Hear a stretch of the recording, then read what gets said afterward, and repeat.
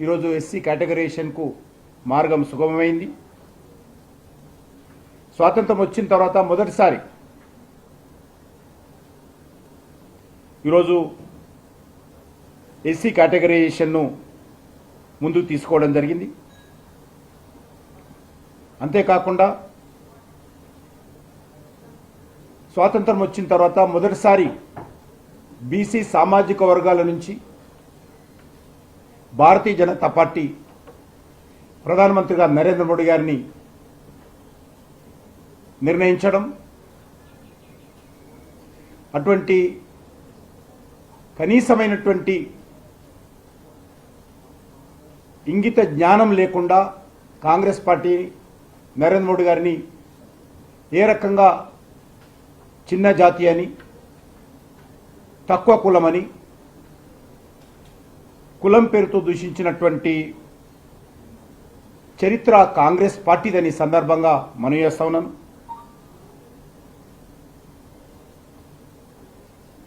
Congress party మొదటి నుంచి కూడా బీసీల పట్ల మొసలి కన్నీరు కార్చడమే తప్ప చిత్తశుద్ధితో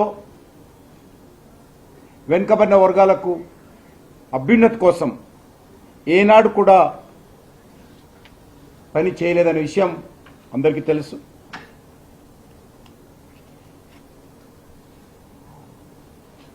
రెండు 2018లో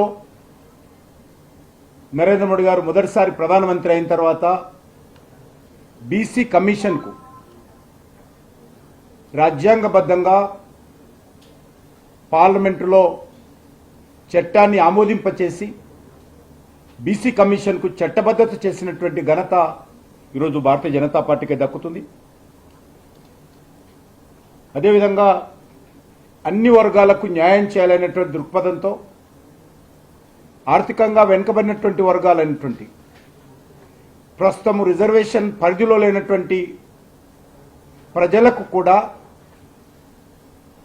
రిజర్వేషన్ 10% కల్పించేటువంటి ఒక విప్లవాత్మకమైనటువంటి నిర్ణయం తీసుకున్నటువంటి ధైర్యం కలిగినటువంటి ప్రభుత్వము బీజేపీ ప్రభుత్వం అని సందర్భంగా మనవి చేస్తున్నాను.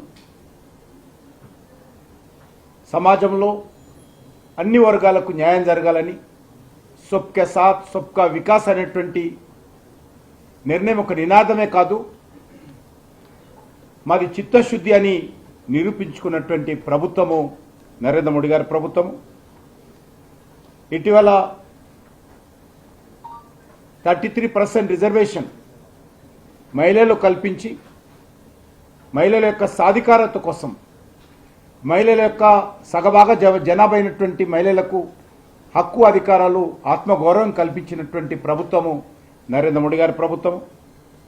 అంతేకాదు ముస్లిం మహిళలకు మరి ఏ రకంగా రోజు త్రిబుల్ తలాక్ రద్దు చేసి వాళ్ళ హక్కులు వాళ్ళ అధికారాలు మిగతా మహిళలతో ఏ రకంగా ఉన్నాయో వాళ్ళకు కూడా కల్పించినటువంటి ఘనత నరేంద్ర మోడీ గారి ప్రభుత్వం. సమాజంలో ఏకవర్గం కూడా ఈ ప్రభుత్వాలు మా గురించి పట్టించుకోవడం లేదనేటువంటి భావన లేకుండా ఉండాలనే దృక్పథంతో అన్ని వర్గాలకు కూడా న్యాయం చేయడం కోసం ప్రయత్నం చేస్తున్నటువంటి ప్రభుత్వము. 1981 నుంచి 1931 వరకు కూడా కులగణన జరిగింది. కానీ స్వాతంత్రం వచ్చిన తర్వాత 1951లో జనాభా సేకరణ మొదటిసారి జరిగింది. కానీ ఆ రోజు నుంచి ఈ రోజు వరకు కూడా కుల గణన జరగకుండా కాంగ్రెస్ పార్టీ నిర్ణయం తీసుకొని మరి ఈ రోజు వరకు కూడా అమలు చేయనటువంటి పరిస్థితి ఏర్పడింది. మొదటి నుంచి కూడా కాంగ్రెస్ పార్టీ కుల గణనకు వ్యతిరేకంగా ఉన్నది. అనేక మంది జవహర్లాల్ నెహ్రూ కానీ అనేక మంది ఇతర నాయకులు కూడా కుల గణన విషయంలో బహిరంగ మాట్లాడినటువంటి విషయాలు కుల గణన జరగకుండా అడ్డుకున్న విషయాన్ని సందర్భంగా మనవి చేస్తున్నాను. మండల్ కమిషన్ ఇచ్చినటువంటి తీర్పు ఏదైతే ఉన్నదో నివేదిక, దానిపైన కూడా రాజీవ్ గాంధీ స్వయంగా వ్యతిరేకించిన విషయాన్ని ఈ సందర్భంగా మనవి చేస్తున్నాను. 6 సెప్టెంబర్ 1990 రోజు పార్లమెంటులో రాజీవ్ గాంధీ గారు మాట్లాడుతూ దేశంలో బీసీల కంటే ముస్లింలే వెనుకబడి ఉన్నారు, ముందు సామాజికంగా ఆర్థికంగా వాళ్లకు చేయూతను అందించాలని చెప్పి బీసీలను పక్కన పెట్టి ముస్లింలను ఎత్తుకున్న విషయాన్ని సందర్భంగా మనవి చేస్తున్నాను.